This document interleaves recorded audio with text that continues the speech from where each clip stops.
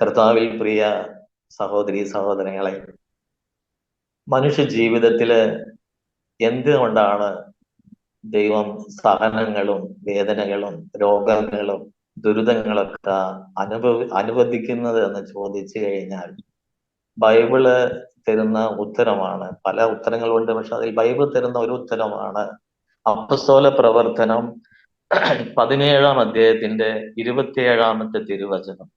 ഇത് മനുഷ്യർ ദൈവത്തെ അന്വേഷിക്കുന്നതിനും അനുഭവത്തിലൂടെ അവിടുത്തെ കണ്ടെത്തുന്നതിനും വേണ്ടിയാണ്. സങ്കീർത്തനം 65-ാം അധ്യായത്തിന്റെ 4-ാമത്തെ തിരുവചനത്തില് ഇപ്രകാരമാണ് വായിക്കുന്നത്: അങ്ങയുടെ അങ്കണത്തിൽ വസിക്കാൻ അങ്ങ് തന്നെ തെരഞ്ഞെടുത്തു കൊണ്ടുവരുന്നവൻ ഭാഗ്യവാനൻ.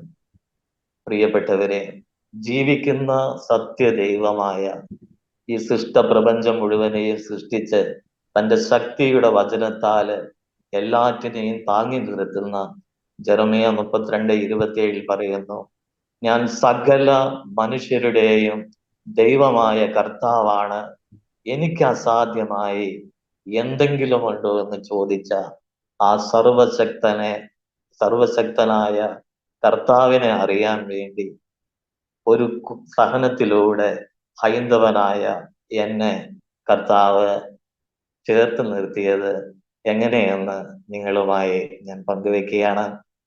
എൻ്റെ പേര് സതീഷ്, മാമോദിസ പേര് ദാനിയേലാണ്. ഞാൻ പാലക്കാട് ജില്ലയിലെ കേരളശ്ശേരി എന്ന സ്വദേശത്താണ് വീട്. കുഞ്ഞുനാളിൽ തന്നെ സഹനങ്ങളും വേദനകളും പട്ടിണിയും ദാരിദ്ര്യമൊക്കെ അനുഭവിച്ചത് കൊണ്ട് SSLC പരീക്ഷ കഴിഞ്ഞ ഉടനെ കുഞ്ഞു കുഞ്ഞു ജോലിക്ക് വേണ്ടി നാട് വിട്ടു. പിന്നെ ചെറിയൊരു വർക്ക്ഷോപ്പിലൊക്കെ വെൽഡിങ് പഠിക്കാൻ വേണ്ടി പോയി. അങ്ങനെ വെൽഡിങ് ഒക്കെ പഠിച്ച് ഞാൻ 1994 ഗോവയില് ECCയുടെ എഞ്ചിനീയറിംഗ് കൺസ്ട്രക്ഷൻ കമ്പനിയില് വെൽഡറായി ജോലിക്ക് കയറി. അവിടെ ഏതാണ്ട് ഒരു 1.5 വർഷത്തോളം ജോലി ചെയ്തു.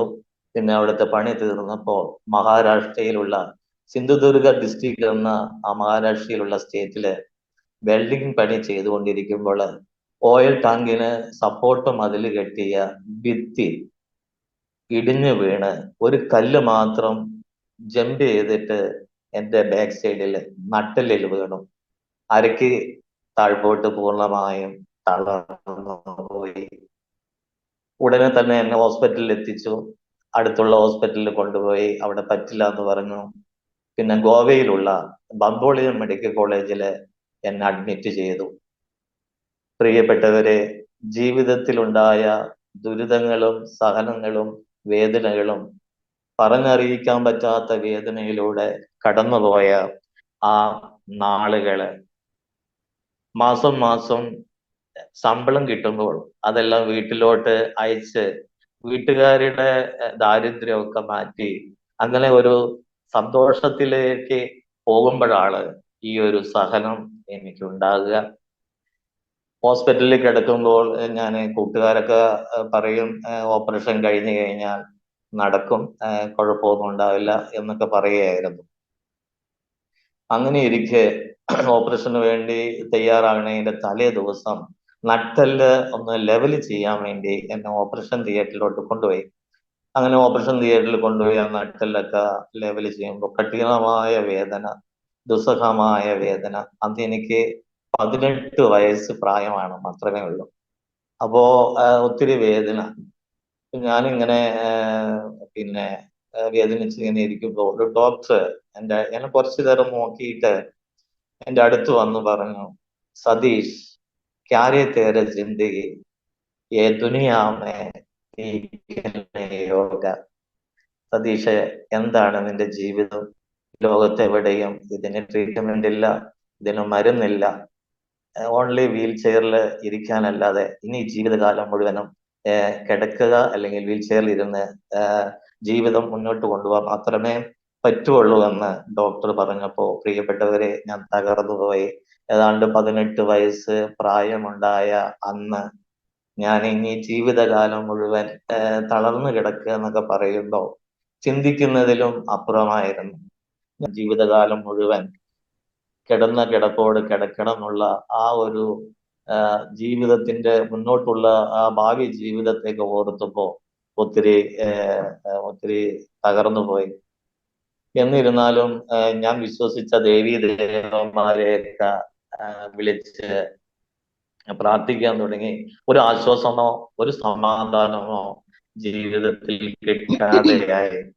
ഞാൻ ചിന്തിച്ചു ഇനി എന്ത് തന്നെ ആയാലും പിന്നെ മരിക്കുക അല്ലാതെ ഇങ്ങനെ ഈ 18 വയസ്സാകുമ്പോ ഇങ്ങനെ ഇതെല്ലാം വന്നിട്ട് ഇങ്ങനെ കിടക്കുന്നതിനും കാട്ടുകയറും മരണം എന്നാണ് ഞാൻ ചിന്തിച്ചത്. ഈ മരിക്കാനും ഈ തളർന്നു കിടക്കുന്നവർക്ക് മറ്റുള്ളവരുടെ സഹായം വേണം. അതുകൊണ്ട് ഞാൻ ഇങ്ങനെ ചിന്തിച്ചു, രാത്രി ഒരു 10-12 മണിയാകുമ്പോൾ എല്ലാവരും ഉറങ്ങിയ സമയത്ത് അടുത്തുള്ള എൻ്റെ കഴിക്കുവാനുള്ള ഗുളികൾ ഒത്തിരി ഉണ്ടായിരുന്നു. അതെല്ലാം ഒന്നിച്ച് കഴിച്ച് മരിക്കാൻ വേണ്ടി തീരുമാനിച്ച് ഞാൻ അതിനു മുന്നേ ഇങ്ങനെ പിന്നെ ഞാൻ വിശ്വസിച്ച ദേവീ ദേവന്മാരെയൊക്കെ വിളിച്ച് പ്രാർത്ഥിക്കുമ്പോൾ ഒരു സ്വരം ഞാൻ കേട്ടു, സതീഷ്, നീ വിളിക്കുന്നതൊന്നും ദൈവമല്ല, നീ ജീവിക്കുന്ന സത്യദൈവത്തെ വിളിച്ചപേക്ഷിക്കുക. Praise the Lord. ജീവിതത്തില് ഈ ദൈവം ആരാണെന്നോ എന്താണെന്നോ ഒന്നും എനിക്ക് അറിയത്തില്ല. എങ്കിലും ആ ഒരു സംഭവത്തിലൂടെ ആത്മഹത്യ ചിന്ത എന്നിൽ നിന്ന് അകന്നു പോയി എന്ന് മാത്രമല്ല, അന്യദേവന്മാരുടെ നാമം പിന്നെ അന്ന് തൊട്ട് ഇന്ന് വരെ വിളിച്ചിട്ടില്ല. ദൈവം ആരാണെന്ന് പോലും അറിയത്തില്ല. പുറപ്പാടിന്റെ പുസ്തകം 23-ാം അധ്യായത്തിന്റെ അതിന്റെ 13-ാമത്തെ തിരുവചനം പറയുന്നു, അന്യദേവന്മാരുടെ നാമം സ്മരിക്കരുത്, അവ നിന്റെ നാവിൽ നിന്ന് കേൾക്കാനിടയാവരുത്. അങ്ങനെ 3 മാസത്തോളം ഗോവയില് മെഡിക്കൽ കോളേജിൽ കിടന്നു. എല്ലാം തകർന്ന് തരിപ്പണമായി, നിരാശയുടെ ദുഃഖത്തിലൊക്കെ ആയി. ഞാൻ ആംബുലൻസിലാണ് എന്നെ ഡിസ്ചാർജ് ചെയ്ത് സ്ട്രെച്ചറിൽ കിടത്തിയിട്ട് നേരെ കേരളത്തില് വീട്ടിലോട്ട് കൊണ്ടുവന്നത്. ഇവിടെ വന്നു. അപ്പോൾ നേരത്തെ തന്നെ ഞാൻ ഡിവൈൻ ധ്യാന കേന്ദ്രത്തെ കുറിച്ച് ഗോവയിൽ വെച്ച് തന്നെ ഞാൻ അറിയാൻ ഇടയായി. 1996 ഞാൻ ഡിവൈൻ ധ്യാന കേന്ദ്രത്തില് ധ്യാനത്തിന് കൂടി. ധ്യാനത്തിന് ഏതാണ്ട് ഒരു 3 ആഴ്ച താമസിച്ചുള്ള ധ്യാനം ഉണ്ടായിരുന്നു. ആ ധ്യാനത്തിൽ മുഴുവനായി സംബന്ധിച്ച് ഞാൻ ഇങ്ങനെ പ്രാർത്ഥിച്ചു, കർത്താവേ, നീ ഒത്തിരി രോഗികളൊക്കെ സുഖപ്പെടുത്തുകയാണ്, നീ ഒരുപാട് രോഗികളെ കൊടുക്കുന്നതായി കേട്ടിട്ടുണ്ട്. എന്നാൽ എന്നെ ഒന്ന് സുഖപ്പെടുത്തണം, എനിക്ക് ആരുമില്ല, എന്നെ സഹായിക്കണം, എനിക്ക് നടക്കണം എന്നൊക്കെ പറഞ്ഞ് ഈശോട് കുറെ ഇങ്ങനെ കരഞ്ഞ് പ്രാർത്ഥിച്ചുകൊണ്ടിരിക്കുന്ന സമയത്ത് അന്ന് ക്ലാസ് എടുത്തുകൊണ്ടിരുന്നത് ജോർജ് പനക്കലച്ചനാണ്. പനക്കലച്ചനിലൂടെ എനിക്ക് ആരുമില്ല, എന്നെ എല്ലാവരും ഉപേക്ഷിച്ചു എന്ന ആ ഒരു കണ്ണുനീരിന്റെ പ്രാർത്ഥനയില് ഞാൻ കേൾക്കുന്നത്, പനക്കലച്ചനിലൂടെ കേൾക്കുന്നത് ഒരു തിരുവചനമാണ്. യെശയ്യാ 49-ാം അധ്യായം 15-ാമത്തെ തിരുവചനം. മുല കുടിക്കുന്ന കുഞ്ഞിനെ അമ്മയ്ക്ക് മറക്കാനാവുമോ? പുത്രനോട് പെറ്റമ്മ കരുണ കാണിക്കാതിരിക്കുന്നു. അവൾ നിന്നെ മറന്നാലും ഞാൻ നിന്നെ മറക്കില്ല എന്ന ആ തിരുവചനം. പ്രിയപ്പെട്ടവരെ, എന്തെന്നില്ലാത്ത സമാധാനവും സന്തോഷവും ഹൃദയത്തില് നിറയാൻ തുടങ്ങി. ശാരീരികമായിട്ട് ഒരു മാറ്റമൊന്നുമില്ലെങ്കിലും എന്തോ ഒരു ആത്മധൈര്യം മനസ്സില് നിറയാൻ തുടങ്ങി. ശരീരത്തിനൊക്കെ വലിയൊരു ഉന്മേഷമായി. വചനം പഠിക്കുവാനുള്ള വലിയ ദാഹം അന്ന് തൊട്ട് കർത്താവ് എൻ്റെ ഹൃദയത്തിൽ നിക്ഷേപിച്ചു. അറിയിക്കാൻ പറ്റാത്ത, ഏതാണ്ട് നടക്കുന്നവർക്ക് പോലും കിട്ടാത്ത സന്തോഷവും സമാധാനവും ആ ധ്യാനങ്ങളിലും തുടർന്നുള്ള വചന വായനയിലൊക്കെ കർത്താവ് എൻ്റെ ഹൃദയത്തിലേക്ക് ചൊരിഞ്ഞു. സങ്കീർത്തനം 4-ാം അധ്യായത്തിന്റെ 7-ാമത്തെ തിരുവചനം പറയുകയാണ്, ധാന്യത്തിന്റെയും വീഞ്ഞിന്റെയും സമൃദ്ധിയില് അവർക്കുണ്ടായതിലേറെ ആനന്ദം എൻ്റെ ഹൃദയത്തില് കർത്താവ് അങ്ങ് നിക്ഷേപിച്ചിരിക്കുന്നുവെന്ന് വചനം പറയുന്നു. പ്രിയപ്പെട്ടവരെ, അങ്ങനെ ദൈവവചനമെല്ലാം വായിച്ച് മുന്നോട്ട് പോകുമ്പോഴാണ് ലൂക്കായുടെ സുവിശേഷം 16-ാം അധ്യായത്തിന്റെ 19 മുതൽ 31 വരെയുള്ള തിരുവചനത്തില് ധനവാന്റെയും ലാസറിന്റെയും ഉപമയിലൂടെ കർത്താവ് ആ ശക്തമായ തിരുവചന സന്ദേശം വായിക്കുവാനും അതിനെക്കുറിച്ച് ധ്യാനിക്കുവാനൊക്കെ വലിയ ഒരു അഭിഷേകം കർത്താവ് തന്നു. ഈ ഭൂമിയില് ഏതാണ്ട് 30, 40, 60 വയസ്സ് വരെയൊക്കെ ജീവിച്ച് എല്ലാ സുഖങ്ങളും അനുഭവിച്ച് മരിച്ച് 6 അടി മണ്ണില് വെട്ടിയൊരുക്കിയ കുഴിമാടത്തില് പുഴു തിന്ന് തീരേണ്ട ജീവിതമല്ല മനുഷ്യ ജീവിതമെന്ന് ധനവാന്റെയും ലാസറിന്റെയും ഉപമയിലൂടെ ആ പ്രപഞ്ചനാഥൻ എനിക്ക് ബോധ്യപ്പെടുത്തി തന്നപ്പോൾ, പ്രിയപ്പെട്ടവരെ, ഞാനും പറഞ്ഞുപോയി 119 സങ്കീർത്തനം 71 തിരുവചനം. ദുരിതങ്ങള് എനിക്ക് ഉപകാരമായി, തന്മൂലം ഞാൻ അങ്ങയുടെ ചട്ടങ്ങള് അഭ്യസിച്ചുവല്ലോ എന്ന്.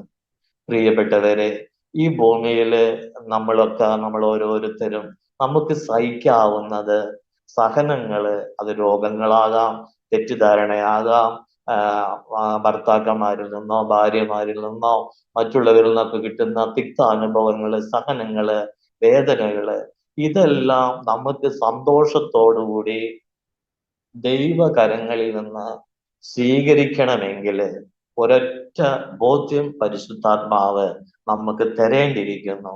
അല്ലെങ്കിൽ പരിശുദ്ധാത്മാവിനോട് നമ്മൾ പ്രാർത്ഥിച്ച് അത് മേടിക്കേണ്ടിയിരിക്കുന്നു. നിത്യതയെ കുറിച്ചുള്ള ആഴമായ ബോധ്യം. നിത്യതയെ കുറിച്ചുള്ള ആഴമായ ഒരു ബോധ്യം ഒരു മനുഷ്യന് എന്ന് കിട്ടുന്നോ അന്ന് അവന്റെ സഹനങ്ങള്, വേദനകള്, നൊമ്പരങ്ങളെല്ലാം തേൻ പോലെ മധുരിക്കാൻ തുടങ്ങുമെന്ന് ഒരു അനുഭവത്തിലൂടെ ഞാൻ നിങ്ങളുമായി പങ്കുവെക്കുകയാണ്. ഇപ്പോൾ ഇന്നേക്കൊക്കെ ഈ ഡിസംബറൊക്കെ വന്നു കഴിഞ്ഞാൽ 29 വർഷമായി ഇതേ കിടപ്പിൽ കിടക്കുകയാണ്. പറഞ്ഞറിയിക്കാൻ പറ്റാത്ത സമാധാനവും സന്തോഷവും, ഓരോ സഹനങ്ങളും വേദനകളും, കിടന്നു പൊട്ടിയിട്ടുള്ള മുറിവുകളുണ്ട്, ഒത്തിരി വേദനകളുണ്ട്. എങ്കിലും എൻ്റെ കർത്താവ് അറിയാതെ, എൻ്റെ ദൈവം അനുവദിക്കാതെ എൻ്റെ ജീവിതത്തില് ഒന്നും സംഭവിക്കില്ല എന്നും, നിന്റെ തലയിലെ ഒരു മുടിനാരിഴ പോലും ഞാൻ അറിയാതെ വീടില്ല എന്നുള്ള ആ കർത്താവിന്റെ തിരുവചനം, മത്തായി 10:30, ആ വചനമാണ് എന്നെ വഴി നടത്തുന്നത്. പ്രിയപ്പെട്ടവരെ, യേശുക്രിസ്തുവിനെ അറിയാത്ത കഴിഞ്ഞ ആളുകളിലൊക്കെ ഏതാണ്ട് മാസങ്ങളിലായിരുന്നുള്ളൂ. ഒരു ദിവസം എന്ന് പറയുക ഏതാണ്ട് ഒരു വർഷത്തെ സമയമാണ്.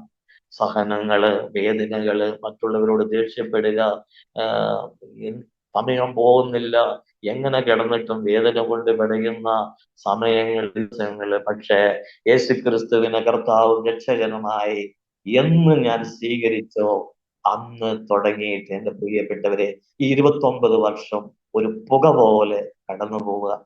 ഞാനും അറിയുന്നില്ല അതെന്താണത്.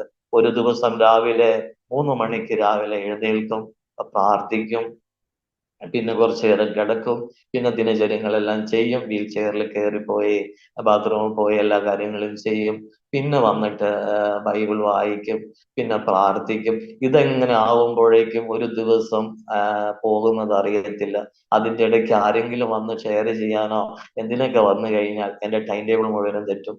എന്ന് വെച്ചാൽ വചനം വായിക്കുക, പ്രാർത്ഥിക്കുക, അനേകർക്ക് വേണ്ടി പ്രാർത്ഥിച്ച് അവരെ നിത്യതയിലേക്ക് എത്തിക്കാനുള്ള ഒരു വാതിൽ തുറന്നു കൊടുക്കുക. എൻ്റെ സഹനങ്ങള് ഈശോയുടെ സഹനത്തോട് ചേർത്ത്, കർത്താവിന്റെ സഹനത്തോട് ചേർത്ത് അനേക മക്കളുടെ വിശുദ്ധീകരണത്തിന് വേണ്ടിയും ആത്മാക്കളുടെ രക്ഷയ്ക്ക് വേണ്ടിയിട്ട് കാഴ്ചവെക്കുകയാണ്. പ്രിയപ്പെട്ടവരെ, ഫെബ്രുവരി 11 35 തിരുവചനത്തില് വചനം ഇപ്രകാരമാ പറയുക: മരണം വരെ പ്രഹരിക്കപ്പെട്ടു, മെച്ചപ്പെട്ട പുനരുത്ഥാനം പ്രാപിക്കാൻ പീഡനങ്ങളിൽ നിന്ന് രക്ഷപ്പെടാൻ അവർ കൂട്ടാക്കിയില്ല എന്ന്. പലരും ഈ ജീവിതത്തിലൊക്കെ വന്നിട്ട് ചേട്ടാ പ്രാർത്ഥിക്കണം, കാരണം വിവാഹം കഴിഞ്ഞു, 1-2 കുഞ്ഞുങ്ങളൊക്കെ ആയി, സാമ്പത്തികമായി കുറച്ച് ബുദ്ധിമുട്ടിലാണ്, ഇപ്പോൾ ഉള്ള ജോലി പറ്റില്ല, കുറച്ചും കൂടി മെച്ചപ്പെട്ട ജോലി കിട്ടാൻ വേണ്ടി ചേട്ടൻ പ്രാർത്ഥിക്കണമെന്ന് പറയാറുണ്ട്. പ്രിയപ്പെട്ടവരെ, നിത്യതയില് നമ്മള് അനുഗ്രഹങ്ങള്, പ്രതിഫലം നമ്മൾ സമ്പാദിക്കണമെങ്കിൽ ഈ ഭൂമിയില് സഹനങ്ങള് അനിവാര്യമാണെന്ന് ഈ തിരുവചനം നമ്മെ ഓർമ്മപ്പെടുത്തുകയാണ്. മെച്ചപ്പെട്ട പുനരുത്ഥാനം പ്രാപിക്കാൻ വേണ്ടി പീഡനങ്ങളിൽ നിന്ന് രക്ഷപ്പെടാൻ അവർ കൂട്ടാക്കിയില്ല എന്ന് തിരുവചനം പറയുന്നു. പിന്നെ ഹെബ്രായർക്ക് എഴുതിയ ലേഖനം 11-ാം അധ്യായത്തിന്റെ 26-ാമത്തെ വചനത്തില് നമ്മളുടെ മോശയെ കുറിച്ച് തിരുവചനം ഓർമ്മപ്പെടുത്തുകയാണ്. ക്രിസ്തുവിനെ പ്രതി സഹിക്കുന്ന നിന്ദനങ്ങള് ഈജിപ്തിലെ നിധികളേക്കാൾ വിലയേറിയ സമ്പത്തായി മോശ കരുതി. തനിക്ക് ലഭിക്കാനിരിക്കുന്ന പ്രതിഫലത്തിലാണ് അവൻ ദൃഷ്ടി പതിച്ചത് എന്ന് തിരുവചനം നമ്മെ ഓർമ്മപ്പെടുത്തുകയാണ്. തനിക്ക് ലഭിക്കാനിരിക്കുന്ന പ്രതിഫലം അത് നിത്യത തന്നെയാണ് പ്രിയപ്പെട്ടവരെ. അതുകൊണ്ട് ഈ ഭൂമിയിൽ ആരെല്ലാം എന്നെ കേൾക്കുന്നവര് സഹനത്തിലൂടെ കടന്നു പോവുകയാണെങ്കിലും ഈശോ അറിയാതെ, ഈശോ അനുവദിക്കാതെ നമ്മുടെ ജീവിതത്തില് ഒന്നും സംഭവിക്കില്ല എന്നുള്ള തിരിച്ചറിവ് നമുക്കുണ്ടാകണം. പിന്നെ സഹനങ്ങൾ നമുക്ക് ഈശോ അനുവദിക്കുക നമ്മുടെ വിശുദ്ധീകരണത്തിന് വേണ്ടിയാണെന്ന് തിരുവചനം നമ്മെ ഓർമ്മപ്പെടുത്തുകയാണ്. പ്രഭാഷകന്റെ പുസ്തകം 2-ാം അധ്യായത്തിന്റെ 4-ഉം 5-ഉം തിരുവചനം പറയുന്നു, വരുന്ന ദുരിതങ്ങളെല്ലാം സ്വീകരിക്കുക, ഞെരുക്കുന്ന ദൗർഭാഗ്യങ്ങളിൽ ശാന്തത വെടിയരുത്. എന്തെന്നാൽ സ്വർണം അഗ്നിയിൽ ശുദ്ധി ചെയ്യപ്പെടുന്നു, സഹനത്തിന്റെ ചൂളയില് കർത്താവിന് സ്വീകാര്യരായ മനുഷ്യരും. സഹനത്തിന്റെ ചൂളയിലൂടെയാണ് കർത്താവിന് സ്വീകാര്യായ മനുഷ്യരായി കർത്താവ് നമ്മെ രൂപാന്തരപ്പെടുത്തുക. വീണ്ടും യേശയ്യാ പ്രവാചകന്റെ പുസ്തകം 1-25 പറയുന്നു, ചൂളയിൽ എന്ന പോലെ ഒരുക്കി നിന്നെ ഞാൻ ശുദ്ധി ചെയ്യും, നിന്നിൽ കലർന്നിരിക്കുന്ന വിലകെട്ട ലോഹം ഞാൻ നീക്കിക്കളയും. വീണ്ടും യേശയ്യാ 48-ാം അധ്യായത്തിന്റെ 10-ഉം 11-ഉം തിരുവചനത്തിലൂടെ ഈശോ അരുളി ചെയ്യാണ്, കർത്താവ് പറയാണ്, ഞാൻ നിന്നെ ശുദ്ധീകരിച്ചു, എന്നാൽ വെള്ളി പോലെയല്ല, കഷ്ടതയുടെ ചൂളയില് നിന്നെ ഞാൻ ശോധന ചെയ്തു, എനിക്ക് വേണ്ടി, അതെ എനിക്ക് വേണ്ടി മാത്രമാണ് ഞാനിത് ചെയ്യുന്നത്. പ്രിയപ്പെട്ടവരെ, അനുദിനം ഉണ്ടാകുന്ന സഹനങ്ങള്, വേദനകള്, നൊമ്പരങ്ങളെല്ലാം നമ്മുടെ വിശുദ്ധീകരണത്തിന് ദൈവം അനുവദിക്കുമ്പോൾ നമ്മൾ പൂർവ്വപിതാവായ നമ്മുടെ പത്രോസ്, ആദ്യത്തെ മാർപ്പാപ്പയായ പത്രോസ് കർത്താവിനോട് പറഞ്ഞില്ലേ, കർത്താവിന്റെ പീഡാനുഭവം ഉണ്ടാവുമ്പോൾ, കർത്താവിന്റെ പീഡാനുഭവം, ഞാൻ പീഡനം അനുഭവിക്കും എന്നെല്ലാം പറഞ്ഞപ്പോ പത്രോസ് പറഞ്ഞില്ലേ, ദൈവം കനിയട്ടെ കർത്താവെ, ഇതൊരിക്കലും നിനക്ക് സംഭവിക്കാതിരിക്കട്ടെ എന്ന്. മത്തായിയുടെ സുവിശേഷം 16-ന്റെ 22-ഉം 23-ാമത്തെ തിരുവചനത്തിലാണ്. ഉടനെ പത്രോസിനെ വിളിച്ചത് എന്താണെന്നോ, സാത്താനെ, സാത്താനെ, എന്റെ മുമ്പിൽ നിന്ന് പോകൂ, നിന്റെ ചിന്ത ദൈവികമല്ല, മാനുഷികമാണ്. ദൈവികമായ ചിന്തയാണ് സഹനത്തെ വാരി പുണരുക. മാനുഷികമായ ചിന്ത അല്ലെങ്കിൽ പാശ്ചാത്യ ചിന്തയാണ് സഹനം വേണ്ട, വേദന വേണ്ട, നൊമ്പരം വേണ്ട, ഇങ്ങനെ അങ്ങ് പോയാ മതി എന്ന് പറഞ്ഞ് അങ്ങനെ ഇരിക്കുന്നതെല്ലാം പാശ്ചാത്യികമായ സഹനത്തിലൂടെ കർത്താവ് തരുന്ന അനുഗ്രഹങ്ങള് സാത്താൻ നഷ്ടപ്പെടുത്തുകയാണ് പ്രിയപ്പെട്ടവരെ. അതുകൊണ്ട് മരണശേഷമുള്ള ഒരു ജീവിതം, നിത്യജീവിതത്തെ ലക്ഷ്യമാക്കി ഈ ഭൂമിയില് ഒരു ക്രിസ്ത്യാനി ജീവിക്കുന്നവർക്ക് മാത്രമേ സഹനത്തെ തേൻ പോലെ മധുരിക്കാൻ, സഹനം തേൻ പോലെ മധുരമായി തീരാൻ പറ്റത്തുള്ളൂ. ഈ 29 വർഷം കടന്നു പോകുമ്പോൾ ഈശോയെ അറിയാത്ത നാളുകളിലും നടക്കുമ്പോഴൊക്കെ ഒത്തിരി പട്ടിണിയും കഷ്ടപ്പാടും ഇഷ്ടപ്പെട്ട ഭക്ഷണമൊന്നും കിട്ടാതെയൊക്കെ ഒത്തിരി വേദനയൊക്കെ അനുഭവിച്ചിട്ടുണ്ട് പ്രിയപ്പെട്ടവരെ. ഈ 29 വർഷം എന്റെ കർത്താവിനെ അറിഞ്ഞിട്ട് ഞാൻ ഈ തളർന്നു കിടക്കുന്ന ഈ അവസ്ഥയില് ഒന്നിനും കുറവില്ലാതെ അതിമനോഹരമായി ഒരു VIP പോലെ കർത്താവ് എന്നെ പോറ്റിക്കൊണ്ടുവരുന്നു. ജോബിന്റെ പുസ്തകം 38-ാം അധ്യായത്തിന്റെ 41-ാമത്തെ തിരുവചനങ്ങളില് ജോബിനോട് ചോദിക്കുന്ന ചോദ്യങ്ങളുണ്ട്. അതിലൊരു ചോദ്യം ഇതാണ്, ജോബ് 38-ന്റെ 41-ാമത്തെ തിരുവചനം, കുഞ്ഞുങ്ങള് തീറ്റ കിട്ടാതെ ദൈവത്തോട് നിലവിളിക്കുമ്പോൾ പറന്നലയുന്ന കാക്കയ്ക്ക് ആരാണ് ജോബെ തീറ്റ എത്തിച്ചു കൊടുക്കുക എന്ന്. അപ്പോ കുഞ്ഞുങ്ങൾ നിലവിളിക്കുമ്പോൾ പറന്നലയുന്ന കാക്കമ്മയ്ക്ക് തീറ്റ എത്തിച്ചു കൊടുക്കുന്നത് എൻ്റെ കർത്താവാണെങ്കിൽ, കർത്താവിന്റെ സാദൃശ്യത്തിലും ഛായയിലും സൃഷ്ടിക്കപ്പെട്ട് തീർന്നില്ല. തൻ്റെ നാമം വിളിച്ചപേക്ഷിച്ച് ചങ്കിലെ ചൊവര എനിക്ക് വേണ്ടിയിട്ടും നിങ്ങൾക്ക് വേണ്ടിയിട്ടും ഒഴുക്കിയ കർത്താവ് എത്ര മനോഹരമായി നമ്മളെ പരിപാലിക്കില്ല.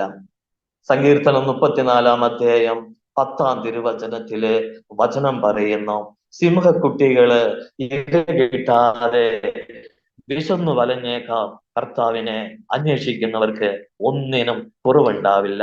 കർത്താവിനെ അന്വേഷിക്കുന്നവർക്ക് ഒന്നിനും കുറവില്ലാതെ സർവശക്തനായ കർത്താവ് പരിപാലിച്ച് വഴി നടത്തി മുന്നോട്ട് പോകുന്നു.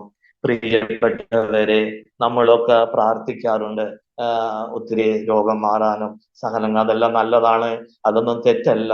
പക്ഷെ നമ്മൾ ഈ ജീവിതത്തിന് വേണ്ടി മാത്രം കുറച്ച് കാര്യങ്ങളൊക്കെ ഈശോട് നിരത്തി വെച്ച് അവരൊക്കെ ഇങ്ങനെയല്ലേ, ഞാൻ ഇങ്ങനെയാണോ, എന്തൊക്കെയൊക്കെ ചോദിച്ചിട്ട് കർത്താവിനോട് നമ്മൾ അങ്ങനെ ഒരു പരാതി പറയുന്ന ജീവിതം നമുക്ക് പാടില്ല. തിരുവചനം നമ്മെ പഠിപ്പിക്കുകയാണ്, 1 Corinthians 15:19. ഈ ജീവിതത്തിന് വേണ്ടി മാത്രം ക്രിസ്തുവിൽ പ്രത്യാശ വെച്ചിട്ടുള്ളവരാണെങ്കിൽ നമ്മൾ എല്ലാ മനുഷ്യരെക്കാള് നിർഭാഗ്യകരാണെന്ന് തിരുവചനം നമ്മെ ഓർമ്മപ്പെടുത്തുന്നു. പ്രിയപ്പെട്ടവരെ, ഒരിക്കലും അവസാനിക്കാത്ത ആ സ്വർഗീയ നിത്യ സൗഭാഗ്യത്തിന് വേണ്ടി അധ്വാനിക്കുവാന്, അല്ലെങ്കിൽ അവിടത്തേക്ക് പ്രതിഫലം കിട്ടാൻ വേണ്ടി നമ്മൾ ഈ ഭൂമിയിൽ തന്നെ മറ്റുള്ളവർക്ക് വേണ്ടി പ്രാർത്ഥിച്ച് മറ്റുള്ളവരെ സഹായിച്ച് മുന്നോട്ട് പോകണം. റോമ 8:18 പറയുന്നു, നമുക്ക് വെളിപ്പെടാനിരിക്കുന്ന മഹത്വത്തോട് തുലനം ചെയ്യുമ്പോൾ ഇന്നത്തെ കഷ്ടതകള് നിസ്സാരമാണെന്ന് ഞാൻ കരുതുന്നു. വീണ്ടും 2 Corinthians 4:16-18 വരെയുള്ള തിരുവചനത്തില് കർത്താവ്, തിരുവചനത്തിൽ വിശുദ്ധ പൗലോസ് ശ്ലീഹ പറയുകയാണ്, ഞങ്ങൾ ഭഗ്നാശരാകുന്നില്ല. ഞങ്ങളിലെ ബാഹ്യ മനുഷ്യൻ ക്ഷയിച്ചു കൊണ്ടിരിക്കുകയാണെങ്കിലും ആന്തരിക മനുഷ്യൻ അനുദിനം നവീകരിക്കപ്പെടുന്നു. ഞങ്ങളുടെ ക്ലേശങ്ങള് നിസ്സാരവും ക്ഷണികവുമാണ്, അവയുടെ ഫലമോ അനുഭവമായ മഹത്വവും. ദൃശ്യമായവയല്ല, അദൃശ്യമായവയാണ് ഞങ്ങളുടെ ലക്ഷ്യം. ദൃശ്യങ്ങള് നശ്വരങ്ങളാണ്, അദൃശ്യങ്ങളോ അനശ്വരങ്ങളും. പ്രിയപ്പെട്ടവരെ, ഞാന് എൻ്റെ ഈ ബാഹ്യമായ ശരീരം അനുദിനം സഹനത്തിലൂടെയാണെങ്കിലും ക്ഷയിച്ചുകൊണ്ടിരിക്കുകയാണെങ്കിലും ആന്തരിക മനുഷ്യൻ അനുദിനം നവീകരിക്കപ്പെട്ട് ആ സ്വർഗീയ മഹത്വത്തിന് വേണ്ടി കാത്തിരുന്ന് പ്രാർത്ഥിച്ച് അനേക മക്കളെ ഈശോയിലേക്ക് അടുപ്പിക്കാൻ വേണ്ടി കാത്തിരുന്ന് പ്രാർത്ഥിക്കുകയാണ്. എനിക്ക് നിങ്ങളോട് പറയാനുള്ളത്, ഈ വിശുദ്ധ പൗലോസിലെ പറഞ്ഞില്ലേ, ഈ ചങ്ങലയുടെ കാര്യത്തിലൊഴികെ നിങ്ങളെല്ലാവരും എന്നെ പോലെ ആകണമെന്നാണ് ഞാൻ എൻ്റെ ദൈവത്തോട് പ്രാർത്ഥിക്കുന്നത്. പ്രിയപ്പെട്ടവരെ, എനിക്കും പറയാൻ പറ്റും, ഒരു ക്രിസ്ത്യാനി ജീവിക്കേണ്ടത് എങ്ങനെയെന്ന് ചോദിച്ചാൽ അധികം വളർന്നിട്ടൊന്നുമില്ലെങ്കിലും ഒരു എളിയ ദാസൻ എന്ന നിലയിൽ എന്നെ പോലെ വിശുദ്ധ കൽപ്പനയില് എന്നും കണ്ണു നട്ട് ആണവയുടെ വ്യതിചലിക്കാതെ ഇളകുന്ന ചിന്തകളും ആശയങ്ങളും കൊണ്ട് സംഘർഷപൂരിതമായ മനസ്സിനെ ഒരിക്കലും ഇളകാത്ത ദൈവവചനമാകുന്ന പാറമേല് നമ്മുടെ ജീവിതം പടുത്തുയർത്തി ആ കർത്താവിന്റെ തിരുവചനങ്ങള് എന്തു പറയുന്നുവോ അത് കണ്ണും പൂട്ടി വിശ്വസിച്ച് ആ വചനത്തില് ആരെല്ലാം എങ്ങനെയെല്ലാം വിട്ടുപോയാലും കർത്താവിനോട് ചേർന്നിരുന്ന് മുന്നോട്ട് പോകാൻ നമുക്ക് സാധിക്കണം എന്ന് കേൾക്കുന്ന നിങ്ങൾക്കും അതിന് സാധിക്കട്ടെ എന്ന് പ്രാർത്ഥിക്കുന്നു. പിന്നെ എനിക്ക് പറയാനുള്ളത്, നമ്മളുടെ ശരീരത്തെ പരിശുദ്ധമായി കാത്തു സൂക്ഷിക്കണം. പ്രിയപ്പെട്ടവരെ, നമ്മുടെ ശരീരം ദൈവത്തിന്റെ ആലയമാണ്. ശരീരത്തിലെ ഓരോ അവയവങ്ങള് ദൈവം സുന്ദരമായി ക്രമീകരിച്ച് തന്നിരിക്കുകയല്ലേ. 2 കാല്, 2 കൈകള്, 2 കിഡ്നി, ഇതൊന്നും ഇല്ലാത്ത ഒത്തിരി പേരുണ്ട്. പ്രത്യേകിച്ച് തളർന്നു കിടക്കുന്ന എന്നെ പോലുള്ളവരെയൊക്കെ നിങ്ങളെ വല്ലപ്പോഴൊക്കെ ഒന്ന് ഓർക്കുക. ചെറിയ ചെറിയ ഈ പനി വരുമ്പോഴോ അല്ലെങ്കിൽ പരീക്ഷയിൽ തോൽക്കുമ്പോഴോ ആത്മഹത്യ ചിന്ത, നിരാശപ്പെടുക, ഇതൊന്നും ചിന്തിക്കരുത് പ്രിയപ്പെട്ടവരെ. നിങ്ങൾ അപ്പോ ചിന്തിക്കേണ്ടത് എന്താണെന്ന് അറിയോ? എന്നും പ്രഭാതത്തിൽ രാവിലെ എഴുന്നേറ്റിട്ട് പ്രാർത്ഥനയ്ക്ക് മുമ്പ് ഒരു 5 മിനിറ്റ് ഇങ്ങനെ ചിന്തിക്കുക, ധ്യാനിക്കുക. എന്നെ പോലെയുള്ള തളർന്നു കിടക്കുന്നവരെ റീജിയണൽ ക്യാൻസർ സെന്ററിൽ ഒരു തുള്ളി വെള്ളം പോലും ഇറക്കാൻ മേലാതെ പിഞ്ചു മക്കള് കിടക്കുന്നു. അങ്ങനെയുള്ളവരെയൊക്കെ ചിന്തിക്കുമ്പോൾ നമ്മള് നമ്മുടെ ജീവിതത്തിലേക്ക് ഒന്ന് എത്തി നോക്കുമ്പോൾ, കർത്താവേ, എത്ര നന്ദി പറഞ്ഞാലും തീരാത്ത കോടാനുകോടി ആസ്തിയുള്ള അവയവങ്ങളാണ് ദൈവം നമുക്ക് തന്നിരിക്കുന്നതെന്ന് ബോധ്യപ്പെടും പ്രിയപ്പെട്ടവരെ. അതുകൊണ്ട് ഈ ശരീരം, 1 മൂന്നാം അധ്യായത്തിന്റെ 16-17 തിരുവചനം, നിങ്ങൾ ദൈവത്തിന്റെ ആലയമാണെന്നും ദൈവാത്മാവ് നിങ്ങളിൽ വസിക്കുന്നുവെന്നും നിങ്ങൾ അറിയുന്നില്ലേ? ദൈവത്തിന്റെ ആലയം നശിപ്പിക്കുന്നവനെ ദൈവവും നശിപ്പിക്കും. എന്തെന്നാൽ ദൈവത്തിന്റെ ആലയം പരിശുദ്ധമാണ്. പ്രിയപ്പെട്ടവരെ, ഈ ശരീരത്തില് മദ്യമോ പുകവലിയോ മയക്കുമരുന്നോ ജഡിക ഭാവങ്ങളോ തെറ്റായ സ്നേഹബന്ധത്തിന്റെ അഴുക്കോ ഒന്നും ഒന്നും തട്ടാത്ത വിധത്തില് പരിശുദ്ധമായി കാത്തു സൂക്ഷിക്കാൻ ഈശോയോട് എന്നും പ്രാർത്ഥിക്കണം. ഒരു തുള്ളി മദ്യമോ ഒരു തുള്ളി വേറെ ലഹരികളോ ഒരാൾക്കും മേടിച്ചു കൊടുക്കാതെയും നമ്മള് സൂക്ഷിക്കണം. കാരണം അവരും ദൈവത്തിന്റെ ആലയമാണ്. ആ ആലയത്തെ നശിപ്പിച്ചാൽ ദൈവം നമ്മളെയും നശിപ്പിക്കുമെന്ന് ഞാൻ പറയുകയല്ല, ദൈവവചനം പറയുകയാണ്. അതുകൊണ്ട് പ്രിയപ്പെട്ടവരെ, വിശുദ്ധിയില് കാത്തു സൂക്ഷിക്കാൻ നമ്മുടെ ശരീരത്തെ നിരന്തരം നമ്മൾ പ്രാർത്ഥിച്ചുകൊണ്ടിരിക്കണം. ദൈവകൽപ്പനകൾ അനുസരിക്കാൻ നമ്മൾക്ക് ദൈവത്തിന്റെ ആത്മാവ് കൂടിയേ തീരും. 1 യോഹന്നാൻ 3:9, ദൈവത്തിൽ നിന്ന് ജനിച്ച ഒരുവനും പാപം ചെയ്യുന്നില്ല, കാരണം ദൈവത്തിന്റെ ആത്മാവ്, ദൈവ ചൈതന്യം, പരിശുദ്ധാത്മാവ് അവനിൽ വസിക്കുന്നുവെന്ന് തിരുവചനം നമ്മെ ഓർമ്മപ്പെടുത്തുന്നു. അതുകൊണ്ട് പരിശുദ്ധാത്മാവ് നിറയാൻ വേണ്ടി നമ്മൾ പ്രാർത്ഥിച്ചാൽ മതി. കർത്താവെ, വിശുദ്ധിയിൽ വളരാൻ, വിശ്വാസത്തിൽ ആഴപ്പെടാൻ അനേക മക്കള് എന്റെ സൽപ്രവർത്തികൾ കണ്ട് അങ്ങയെ മഹത്വപ്പെടുത്താൻ വേണ്ടി വിശുദ്ധി കൊണ്ട് എന്നെ നിറയ്ക്കണേ, വിശ്വാസം കൊണ്ട് എന്നെ നിറയ്ക്കണേ എന്ന് പ്രാർത്ഥിക്കണം. ഞാന് സത്യം പറഞ്ഞ, നിങ്ങളൊക്കെ വിചാരിക്കും എഴുന്നേറ്റ് നടക്കാൻ വേണ്ടി ഞാൻ കണ്ണുനീരൊഴുക്കി പ്രാർത്ഥിക്കാറുണ്ട് എന്ന്. തെറ്റാണ് പ്രിയപ്പെട്ടവരെ. ഒരിക്കലും നിത്യതയെ കുറിച്ചുള്ള ആ സ്വർഗീയ ബോധ്യത്തെ കുറിച്ച്, ആ സ്വർഗീയമായ ജീവിതത്തെ കുറിച്ചുള്ള ആഴമായ ബോധ്യം പരിശുദ്ധാത്മാവ് എന്റെ ഹൃദയത്തിൽ തന്നപ്പോൾ ഒന്നിനെ കുറിച്ചും പരാതി പറയാതെ, കാരണം ഞാൻ കണ്ണുനീരൊഴുക്കുകയാണെങ്കിൽ പരിശുദ്ധാത്മാവ് നിറയാൻ വേണ്ടി മാത്രമാണ് കർത്താവിന്റെ മുമ്പിൽ കൂടുതൽ സമയവും ചെലവഴിക്കുന്നത്. രോഗം മാറാൻ പ്രാർത്ഥിക്കണ്ട എന്നല്ല, പ്രാർത്ഥിക്കണം കേട്ടോ. പ്രാർത്ഥിക്കുന്നത് കൊണ്ട് ഒരു തെറ്റും വരുന്നില്ല. എങ്കിലും നമ്മൾ കൂടുതലായിട്ട് ഈശോയിലേക്ക് അടുക്കണം.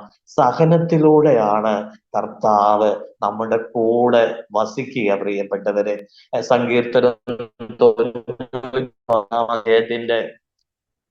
15 തിരുവചനത്തില് നമ്മളെല്ലാം വായിക്കുന്നുണ്ട്, അവന്റെ കഷ്ടതയില് ഞാൻ അവനോട് ചേർന്ന് നിൽക്കുമെന്ന്. നമ്മുടെ കഷ്ടതയിലാണ് കർത്താവ് നമ്മോട് ചേർന്ന് നിൽക്കുക, നമ്മളെ വിശുദ്ധീകരിക്കാൻ, നമ്മോട് മാറോട് ചേർത്ത് നമ്മളെ കരുതലാക്കി. ഭയപ്പെടേണ്ടടാ, ഞാൻ കൂടെയില്ല എന്ന് പറയുന്ന സ്വരങ്ങള് പലപ്പോഴും ഞാൻ കേൾക്കാറുണ്ട്. പ്രിയപ്പെട്ടവരെ, ജീവിതത്തിലെ ഈ ഭൂമിയില് ഒരു മനുഷ്യന് കിട്ടേണ്ട ഏറ്റവും മഹാഭാഗ്യമെന്ന് പറയുക കർത്താവായ യേശുക്രിസ്തുവിനെ അറിയുക എന്നതും അവിടുത്തെ വിശുദ്ധ കൽപ്പന അനുസരിച്ച് ജീവിക്കുക എന്നുള്ളതുമാണ്. ആ ഒരു മഹാഭാഗ്യമാണ് എനിക്കും നിങ്ങൾക്ക് ലഭിച്ചിരിക്കുന്നത്. ഇത് നഷ്ടപ്പെടുത്തരുത് പ്രിയപ്പെട്ടവരെ. എന്തെങ്കിലും കൊച്ചു സഹനങ്ങൾ വന്നിട്ട് അത് നഷ്ടപ്പെടുത്താതെ ആ വിശുദ്ധ കൽപ്പന അനുസരിച്ച് നമ്മൾ ജീവിക്കണം. ഇവിടെ നേരത്തെ ഷെയർ ചെയ്തവര് പറയുന്ന കേട്ടു, നമ്മുടെ സഹനം നമ്മൾ സഹിക്കുന്നത് എപ്പോഴാണ് മാറുക? അതിനൊരു പരിധിയില്ലേ? അത് കഴിഞ്ഞാൽ സഹനം കഴിഞ്ഞ വീണ്ടും ഉണ്ടോ? അങ്ങനെയൊക്കെ നമ്മൾ ചിന്തിക്കും. പക്ഷെ ഈശോയെ കുറിച്ച് നമ്മൾ ചിന്തിച്ചിട്ടുണ്ടോ? കർത്താവിനെ കുറിച്ച് ചിന്തിച്ചിട്ടുണ്ടോ? ഹെബ്രായർക്ക് എഴുതിയ ലേഖനം 6-ാം അധ്യായത്തിന്റെ 6-ാമത്തെ തിരുവചനം, നമ്മള് ദൈവകൽപ്പന അറിഞ്ഞിട്ട് അത് ലംഘിക്കുമ്പോ നമ്മുടെ ഈശോ നമ്മൾ എന്താ ചെയ്യുന്നതെന്ന് എബ്രായർ 6:6 പറയുക.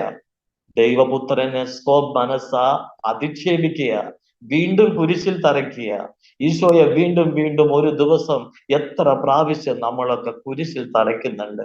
എന്നിട്ടല്ലേ നമ്മുടെ സഹനം ഒന്ന് മാറാൻ പ്രാർത്ഥിക്കുക.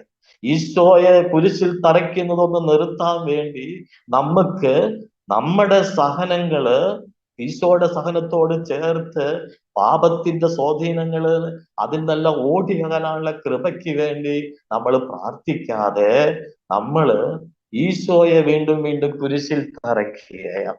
എബ്രായർക്ക് ലേഖനം പത്താം അധ്യായത്തിന്റെ 29-ാമത്തെ തിരുവചനം 26 മുതൽ 31 വരെയുള്ള വചനം വായിച്ചാൽ നെട്ടിപ്പോകും പ്രിയപ്പെട്ടവരെ. ഞാനത് വായിക്കാം. സത്യത്തെ സംബന്ധിച്ച് പൂർണ്ണമായ അറിവ് ലഭിച്ചതിന് ശേഷം മനഃപൂർവം നാം പാപം ചെയ്യുന്നെങ്കിൽ പാപങ്ങൾക്ക് വേണ്ടി അർപ്പിക്കപ്പെടാൻ ഇനിയൊരു ബലി അവശേഷിക്കുന്നില്ല. മറിച്ച് ഭയങ്കരമായ ന്യായവിധിയുടെ സംഭീതമായ കാത്തിരിപ്പും ശത്രുക്കളെ വിഴുങ്ങിക്കളയുന്ന അഗ്നിയുടെ ക്രോധവും മാത്രമേ ഉണ്ടായിരിക്കൂ. മോശയുടെ നിയമം ലംഘിക്കുന്ന മനുഷ്യൻ കരുണ ലഭിക്കാതെ 2-3 സാക്ഷികളുടെ സാന്നിധ്യത്തിൽ മരിക്കുന്നു. അടുത്ത വചനമാണ് പ്രധാനപ്പെട്ടത് പ്രിയപ്പെട്ടവരെ. നമ്മളൊക്കെ അനുദിനം നമ്മുടെ കർത്താവിനെ എത്രമാത്രം വേദനിപ്പിക്കുന്നുണ്ട്. ദൈവപുത്രനെ പുച്ഛിച്ച് തള്ളുകയും തന്നെ ശുദ്ധീകരിച്ച പുതിയ ഉടമ്പടിയുടെ രക്തത്തെ അശുദ്ധമാക്കുകയും കൃപയുടെ ആത്മാവിനെ അവമാനിക്കുകയും ചെയ്യുകയാണ്. അവന് ലഭിക്കുന്ന ശിക്ഷ എത്ര കഠോരമായിരിക്കുമെന്നാണ് നിങ്ങൾ വിചാരിക്കുന്നത് എന്ന്. ഇത് വചനമാ പ്രിയപ്പെട്ടവരെ. അതുകൊണ്ട് അനുദിനം നമ്മുടെ സഹനം മാറുന്നതിന് മുന്നേ നമ്മളുടെ ഈശോയെ നമ്മൾ കുരിശിൽ തറയ്ക്കുന്നത്, വീണ്ടും വീണ്ടും ഈശോയെ പുച്ഛിച്ച് തള്ളുന്നത്, തന്നെ ശുദ്ധീകരിച്ച പുതിയ രക്തത്തെ, ഉടമ്പടി രക്തത്തെ അശുദ്ധമാക്കുന്നതിന് ഒരു പരിധി വരെയെങ്കിലും ഈശോയെ എനിക്ക് അതിന് കഴിയണമെന്ന് കണ്ണുനീരൊഴുക്കി പ്രാർത്ഥിച്ചാൽ നിങ്ങൾ ചോദിക്കാതെ തന്നെ, സോളമൻ ചോദിച്ചില്ലേ വിവേകം തരാൻ വേണ്ടി? സോളമന് കൊടുത്തതോ വിവേകവും കൊടുത്തു, ജ്ഞാനവും കൊടുത്തു. ഈ ഭൂമിയില് ഒരു മനുഷ്യനില്ലാത്ത വിധം സമ്പത്തും എല്ലാം സ്ഥാനമാനങ്ങളും കൊടുത്തില്ലേ? ചോദിക്കേണ്ടത് ചോദിച്ചു കഴിഞ്ഞാൽ ചോദിക്കാത്തതും കൂടി കർത്താവ് തരും. അതാണ് ഈശോ. അതിന് ചോദിക്കേണ്ടത് നമ്മൾ പരിശുദ്ധാത്മാവ് നിറയാൻ വേണ്ടിയിട്ടാണ്. ആ പരിശുദ്ധാത്മാവ് നിറയുമ്പോൾ വിശുദ്ധ കൽപ്പന അനുസരിച്ച് ജീവിക്കാൻ നമുക്ക് സാധിക്കുമെന്ന് 1 യോഹന്നാൻ 3:9, എസെക്കിയേൽ 36:27 കർത്താവ് നമ്മളെ ഓർമ്മപ്പെടുത്തുമ്പോൾ അതിനുവേണ്ടി നമുക്ക് പ്രാർത്ഥിക്കാം. കർത്താവിന്റെ വചനമനുസരിച്ച് ജീവിക്കാൻ നമുക്ക് പരിശ്രമിക്കാം പ്രിയപ്പെട്ടവരെ. പിന്നെ മറ്റുള്ളവരൊക്കെ ഈ ലോകത്ത് ജീവിക്കുമ്പോൾ മറ്റുള്ളവരെയൊക്കെ നോക്കിയിട്ട് നമ്മൾ ചിലപ്പോൾ ആത്മീയതയൊക്കെ കുറച്ച് ഇടിവ് തരാൻ സാധ്യതയുണ്ട്. അവരൊക്കെ എങ്ങനെ ചെയ്യുന്നു, അവർക്കൊരു കുറവുമില്ല, ഇങ്ങനെയൊക്കെ പലതും നമ്മളെ പലതും ചിന്തിപ്പിക്കും. എനിക്ക് നിങ്ങളോട് പറയാനുള്ളത് വെളിപാടിന്റെ പുസ്തകം 22-ാം അധ്യായത്തിന്റെ 11-ാമത്തെ തിരുവചനമാണ്. ഇങ്ങനെയുള്ള ചിന്തിക്കുന്നവർക്കൊക്കെ കർത്താവ് കൊടുക്കുന്ന സന്ദേശമാണ്: അനീതി ചെയ്തിരുന്നവൻ അനീതി ചെയ്തു കൊള്ളട്ടെ, പാപക്കറ പുരണ്ടവൻ ഇനിയും അങ്ങനെ തന്നെ കഴിഞ്ഞുകൊള്ളട്ടെ, വിശുദ്ധൻ ഇനിയും വിശുദ്ധീകരിക്കട്ടെ, നീതിമാൻ ഇനിയും നീതി പ്രവർത്തിക്കട്ടെ. പ്രിയപ്പെട്ടവരെ, ഈ തിരുവചനത്തിലൂടെ നമ്മളോട് കർത്താവ് പറയുന്നത് നമ്മൾ അനുദിനം വിശുദ്ധീകരിക്കപ്പെടണം. നമ്മൾ വീണ്ടും വീണ്ടും വിശുദ്ധൻ ഇനിയും വിശുദ്ധീകരിക്കട്ടെ എന്ന് പറയുമ്പോൾ ഇനിയും വിശുദ്ധിയാണ്. വിശുദ്ധി എന്ന അജയമായ പരിച കൊണ്ട് നമ്മൾ നിറഞ്ഞ് കർത്താവിന്റെ പൊന്നുമകനായി ജീവിക്കാൻ നമുക്ക് സാധിക്കണം. പിന്നെ മർമ്മപ്രധാനമായ ഒരു കാര്യം, ഈ ഭൂമിയില് ഈ ലോക ജീവിതമൊക്കെ കഴിഞ്ഞു കഴിഞ്ഞാൽ എല്ലാം കഴിഞ്ഞു എന്ന് തെറ്റിദ്ധരിക്കുന്ന ഒത്തിരി പേരുണ്ട് പ്രിയപ്പെട്ടവരെ. ധനവാന്റെയും ലാസറിന്റെയും ഞാൻ നേരത്തെ പറഞ്ഞതുപോലുള്ള ആ ഉപമയിലൂടെ കൂട്ടിച്ചേർക്കുന്ന ഒരു വചനം കൂടിയുണ്ട്: നമ്മുടെ കർത്താവിന്റെ 2ാമത്തെ വരവ്. ഫിലിപ്പിയർക്ക് എഴുതിയ ലേഖനം 3:20 വചനം പറയുന്നു: നമ്മുടെ പൗരത്വം സ്വർഗത്തിലാണ്, അവിടെ നിന്നൊരു രക്ഷകനെ, കർത്താവായ യേശു ക്രിസ്തുവിനെ നാം കാത്തിരിക്കുന്നു. ആ കാത്തിരിപ്പില് പതറരുത്.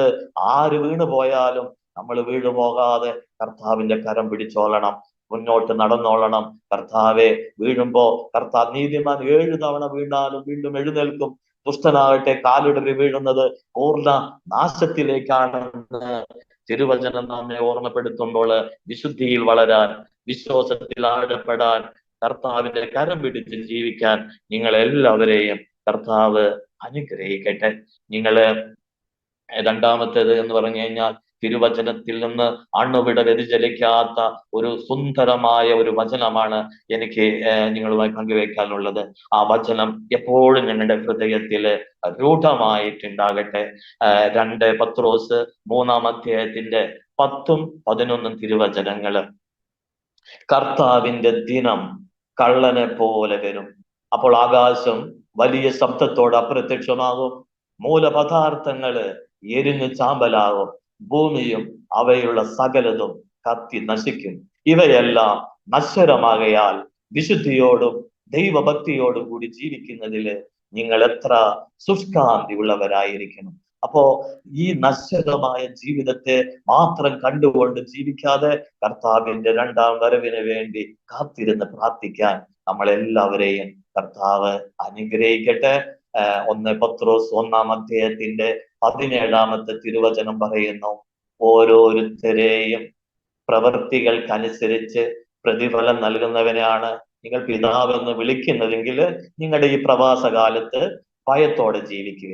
അപ്പൊ നമ്മുടെ ഇവിടെ പ്രവാസ ജീവിതം ഇവിടെ താൽക്കാലികമായ ജീവിതമാണ്. ഹെബ്രായർ 13-14 പറയുന്നുണ്ട്, ഇവിടെ നമുക്ക് നിലനിൽക്കുന്ന നഗരമില്ല, വരാനുള്ള നഗരത്തെയാണല്ലോ നമ്മൾ കാത്തിരിക്കുന്നത്. അതുകൊണ്ട് ഇവിടെയുള്ള ഈ താൽക്കാലികമായ നൈമിഷികമായ സുഖത്തിന് വേണ്ടി എന്തിനാ കരയുന്നത്, എന്തിനാ നിലവിളിക്കുന്നത്? നമുക്ക് നിത്യത കിട്ടണം, കോടാനുകോടിക്കൊല്ലം കർത്താവിന്റെ കൂടെ. പ്രഭാഷകന്റെ പുസ്തകം 18-ാം 9-ഉം 10-ഉം തിരുവചനം, മനുഷ്യൻ 100 വയസ്സ് വരെ ജീവിച്ചാൽ അത് ദീർഘായുസാണ്, എന്നാൽ നിത്യതയോട് തുലനം ചെയ്യുമ്പോൾ ഈ ഏതാനും വർഷങ്ങള് കടലിലെ ഒരു തുള്ളി വെള്ളം പോലെയും ഒരു മണൽത്തരി പോലെയും മാത്രം. പ്രിയപ്പെട്ടവരെ, ഈ ഭൂമിയിൽ ഏതാണ്ട് 100 വർഷം എന്നൊക്കെ പറയുന്നത് കടലിൽ ഒരു തുള്ളി വെള്ളം ഒരു മണൽത്തരി പോലെ. അപ്പോ ഈ ഒരു തിരുവചനം നമ്മളെ ഓർമ്മിപ്പിക്കുകയാണെങ്കിൽ നിത്യതയെ ലക്ഷ്യമാക്കി ജീവിക്കാൻ നമുക്ക് ഇവിടെയാണ് സഹനം. ഇവിടെ നിത്യതയ്ക്ക് വേണ്ടി പ്രതിഫലം നമ്മുടെ കിട്ടുന്നത് ഇവിടെ സഹിക്കുമ്പോഴാണ്. ഇവിടുത്തെ പ്രവൃത്തിക്കാണ് നമുക്ക് അവിടെ പ്രതിഫലം ലഭിക്കുക. അതുകൊണ്ടാണ് 2 കൊരിന്തോസ് 5:10 പറയുകയാണ്, ഓരോരുത്തർക്കും, എന്തുകൊണ്ടെന്നാൽ ഓരോരുത്തരും തങ്ങളുടെ ശാരീരികതയിൽ ചെയ്തിട്ടുള്ള നന്മയ്ക്കും തിന്മയ്ക്കും പ്രതിഫലം സ്വീകരിക്കാൻ നാം എല്ലാവരും ക്രിസ്തുവിന്റെ ന്യായാസനത്തിന് മുമ്പിൽ വരണം. നമ്മൾ ചെയ്തിട്ടുള്ള, ശരീരത്തിൽ ചെയ്തിട്ടുള്ള നന്മയായിക്കോട്ടെ തിന്മയായിക്കോട്ടെ, സുഖമായിക്കോട്ടെ സഹനമായിക്കോട്ടെ, ഇതിനെല്ലാം പ്രതിഫലം സ്വീകരിക്കാൻ നമ്മളെല്ലാവരും ക്രിസ്തുവിന്റെ ന്യായാസനത്തിന് മുമ്പിൽ വരണമെന്ന് പറയുമ്പോൾ മത്തായി 25:32 പറയുന്നു, അവന്റെ മുമ്പില് എല്ലാ ജനതകളും ഒരുമിച്ച് കൂട്ടപ്പെടും. അപ്പൊ നമുക്ക് പ്രതിഫലം കിട്ടാൻ, പ്രിയപ്പെട്ടവരെ, സഹനം വേണ്ട എന്ന് പറയരുത്. പത്രോസിനെ പോലെ നമ്മൾ സഹനം വേണ്ട എന്ന് പറയരുത്. നമ്മൾ സഹിക്കണം, വിശുദ്ധരാകണം, വിശ്വാസത്തിൽ ആഴപ്പെടണം. അവസാനമായി ഒരു വചനം കൂടി പറഞ്ഞ് ഞാൻ നിർത്തുകയാണ്. സഭാപ്രസംഗന്റെ പുസ്തകം 12-ാം അധ്യായം 13-ഉം 14-ഉം തിരുവചനങ്ങള്. ഇതാണ് സമാപ്തി. ദൈവ ഭയമുള്ളവനായിരിക്കുക, അവിടുത്തെ കൽപ്പനകൾ പാലിക്കുക, മനുഷ്യന്റെ മുഴുവൻ കർത്തവ്യവും ഇത് തന്നെ. നല്ലതോ ചീത്തയോ ആയ ഏതു നിഗൂഢ പ്രവൃത്തിയും ദൈവം നീതി പീഠത്തിന് മുമ്പിൽ കൊണ്ടുവരും. തീർന്നില്ല. നല്ലതോ ചീത്തയോ ആയ ഏത് നിഗൂഢ പ്രവൃത്തിയും ഞാന് ഒരു കാലത്ത് ഏതാണ്ട് ഒരു 10-15 വർഷം മുമ്പൊക്കെ അങ്ങനെ ചിന്തിച്ചു പോയി. കർത്താവെ, 700 കോടി ജനങ്ങള്, 740 കോടി ജനങ്ങള് തിങ്ങിപ്പാർക്കുന്നിടയിൽ എത്രയോ നിസ്സാരനാണ് ഞാന്. ഈശോയെ, അപ്പൊ ഞാൻ മനുഷ്യൻ പറയുന്ന ഓരോ വ്യർത്ഥവാക്കിനും വിധി ദിവസത്തിൽ കണക്ക് കൊടുക്കേണ്ടി വരുമെന്ന് മത്തായി 12:36 പറയുമ്പോൾ ഞാൻ ഈശോയോട് ചോദിക്കുക, ഈശോയെ അങ്ങനെയൊക്കെ ഉണ്ടാവോ? കർത്താവ് ഒരു വചനം തന്നതാണ്, യേശയ്യ. അപ്പൊ ഞാന് ഇതിങ്ങനെ ചിന്തിച്ചപ്പോ 740 കോടി ജനങ്ങളുടെ ഇടയിൽ ഞാൻ ആരാ കർത്താവേ? ഞാൻ പറയുന്ന ഓരോ വ്യർത്ഥവാക്കിനും വിധി ദിവസത്തിൽ കണക്ക് കൊടുക്കേണ്ടി വരും എന്നൊക്കെ പറയുമ്പോ അങ്ങനെ ഉണ്ടാവോ എന്ന് ചോദിച്ചപ്പോ ഒരൊറ്റ വചന, യെശയ്യാ 40:15, ജനതകൾ അവിടത്തേക്ക് തൊട്ടിയിൽ ഒരു തുള്ളി വെള്ളം പോലെയും വെള്ളിക്കോലിൽ പൊടി പോലെയുമാണ്. 740 കോടി ജനം എന്റെ കർത്താവിന്റെ മുമ്പില് വെള്ളിക്കോലില് ഒരു പൊടി പോലെയും ഒരു തുള്ളി വെള്ളം പോലെയുമാണെങ്കിൽ, പ്രിയപ്പെട്ടവരെ, നമുക്ക് ചിന്തിക്കാവുന്നതേ ഉള്ളൂ. അതുകൊണ്ട് ഈ ജീവിതം ഭയഭക്തിയോടുകൂടി, വിശുദ്ധിയോടുകൂടി കർത്താവിന്റെ കരം പിടിച്ച് മുന്നോട്ട് പോകാൻ നമുക്ക് കഴിയട്ടെ. അതിനു വേണ്ടി സർവശക്തനായ കർത്താവ് നിങ്ങളെ എല്ലാവരെയും അനുഗ്രഹിക്കട്ടെ. ഇപ്പോൾ ഇത് കേട്ടുകൊണ്ടിരിക്കുന്ന എല്ലാവരെയും കർത്താവ് അനുഗ്രഹിക്കട്ടെ. കാല് പിടിച്ച് പറയുകയാണ്, ദൈവകൽപ്പന അനുസരിക്കണം. അതിന് നിങ്ങൾ ഒന്നാം സ്ഥാനം കൊടുക്കുക. ബാക്കിയുള്ളതെല്ലാം കർത്താവ് കൂട്ടിച്ചേർക്കപ്പെടുമെന്ന് മത്തായി 6:33 വചനം എന്നും നമുക്ക് ഓർക്കാം. ദൈവകൽപ്പന അനുസരിച്ച് ജീവിക്കാൻ കർത്താവ് കൃപ തരട്ടെ.